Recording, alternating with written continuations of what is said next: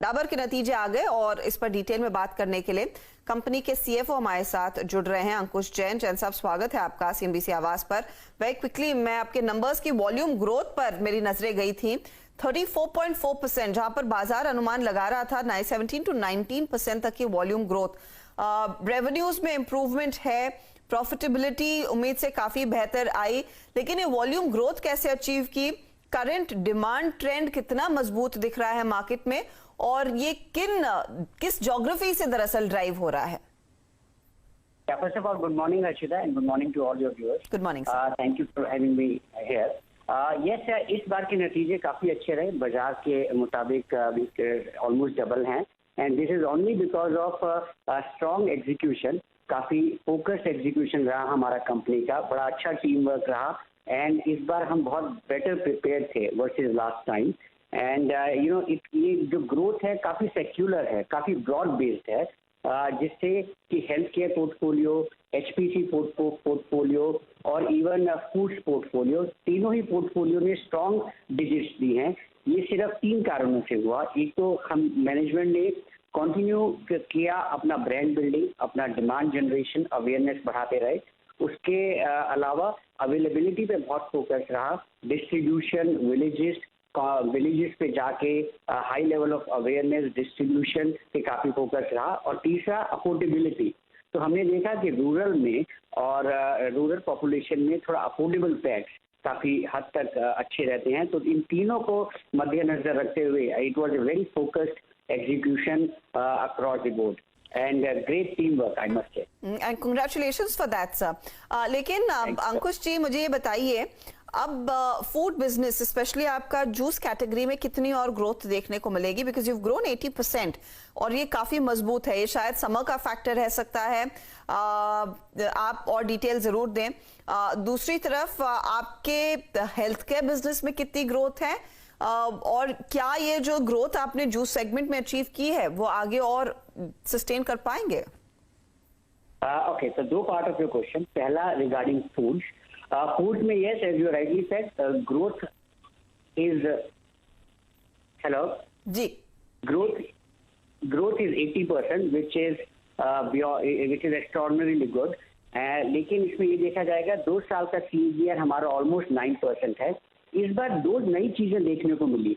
एक तो इन home consumption, since लोग घर से बाहर कम जा रहे थे, मोबिलिटी कम थी, तो इन होम कंजम्पशन ऑफ बड़े पैक जो कि 1 लीटर के पैक हैं, जो कि ज्यादा प्रॉफिटेबल पैक हैं, वो ज्यादा लोगों ने कंज्यूम किए।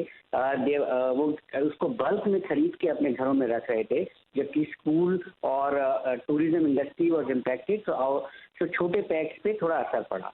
दूसरा फूड में ये हुआ है कि हमने एक लार्जर मार्केट स्पेस में एंटर किया है, विच मीन्स अभी तक हम सिर्फ जूस कैटेगरी में थे, जो कि स्लाइटली प्रीमियम कैटेगरी है, लेकिन अब हम गोइंग फॉरवर्ड इवन ड्रिंक्स में एंटर कर गए हैं, जो कि एक 10,000 करोड़ की कैटेगरी है, जबकि पुरानी जूस जिसमें हम थे वो सिर्फ 2,000 करोड़ की थी।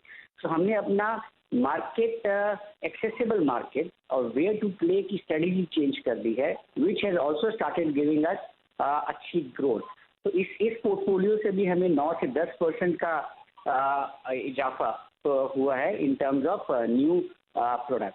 Going forward however we feel के foods will continue to do good, since हमने अपना एक्सपेंशन कर लिया है कैटेगरीज में, so it will grow in a good strong digit growth. Coming back to your second question, health care भी इस साल 30% का ग्रो किया है, जो कि पिछले साल भी 30% का ग्रोथ किया था। It is actually very good, क्योंकि हमें लगता है कि लास्ट 1.5 ईयर में इस कोविड के रहते हुए लोगों का ध्यान इम्यूनिटी और प्रिवेंटिव हेल्थ केयर के प्रोडक्ट्स पे अपने आप का काफी हद तक आ गया है। लोग च्यवनप्राश ले रहे हैं, हनी ले रहे हैं, सिंगल हर्ब्स ले रहे हैं, गिलॉय ले रहे हैं। अब तो हमने हेल्थ के जूसेस भी निकाल दिए हैं, which is giloy, Neem, Tulsi etcetera. तो लोगों को इसके फायदे अब दिखने लगे हैं।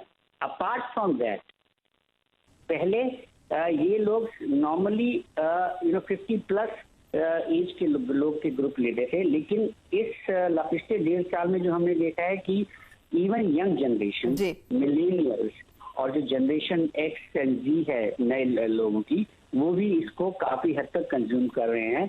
तो इसकी पेनिट्रेशन जो है it has almost doubled, which I think will is only good, and with less than 8 to 9% people in India consuming healthcare products, it will only grow. However, एक पॉइंट हमें ध्यान में रखना पड़ेगा कि अगले 2 क्वार्टर में पिछले साल हेल्थ सप्लीमेंट्स का बेस काफी हाई था जी। So that we have to be careful, and it will to a large extent depend how the situation pans out.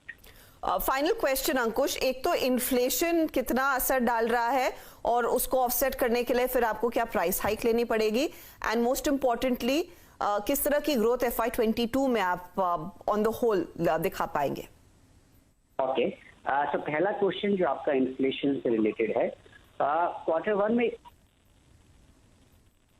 में जो आपने देखा कि इन्फ्लेशन में ऑलमोस्ट 9% के करीब था, जो कि ऑलमोस्ट हर कंपनी को देखना पड़ा। सबकी ग्रॉस मार्जिन थोड़े से कॉन्ट्रैक्ट हुए, लेकिन हमने as a strategy calibrated price increases लिए 3% के करीब, प्लस हम कॉस्ट सेविंग पे बहुत ध्यान दे रहे हैं as an organisation across the various levers of P&L, चाहे वो टॉप लाइन हो, चाहे वो प्राइस पैक आर्किटेक्चर हो, चाहे वो पैकेजिंग हो, चाहे वो एफिशिएंसीज हो फैक्ट्रीज में, चाहे वो एफिशिएंसीज हो प्रोडक्टिविटी में। तो इसके तहत हमने काफ़ी हद तक मिटिगेशन किया, और अब हमारा मानना है कि चाहे क्वार्टर 2 में भी इन्फ्लेशन ऑलमोस्ट इतनी ही रहेगी 9% के करीब हमारे पोर्टफोलियो में, लेकिन हमारा जो इम्पैक्ट है वो H2 के बाद थोड़ा कम होता जाएगा, क्योंकि बेस में भी लास्ट ईयर इन्फ्लेशन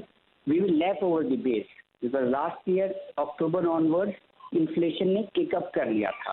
प्लस जो हमने अभी इनिशिएटिव लिए हैं पहले 3 महीने में जी, उसका पूरा इम्पैक्ट आपको क्वार्टर 2 और क्वार्टर 3 में फुल इम्पैक्ट आना स्टार्ट हो जाएगा। So I think in terms of inflation in Q2 there will be pressure, but there after it will moderate.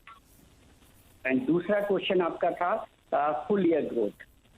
हमें लगता है और हम काफी कॉन्फिडेंट हैं कि पूरे साल में double digit growth we will maintain, and we will definitely achieve double digit growth even इस मुश्किल साल में भी हम डबल डिजिट ग्रोथ करेंगे, क्योंकि हमारे साथ कंपनी के साथ एडवांटेज ये है कि we have diversified portfolio, correct, health care, foods and HPC।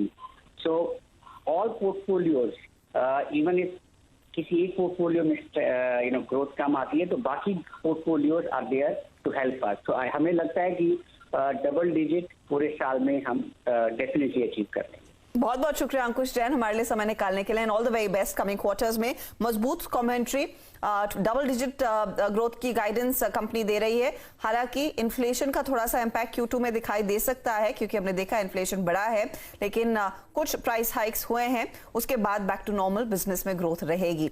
अच्छी सेगमेंटल ग्रोथ भी कंपनी देख सकेगी, खासतौर से फूड और इनके हेल्थ केयर बिजनेस।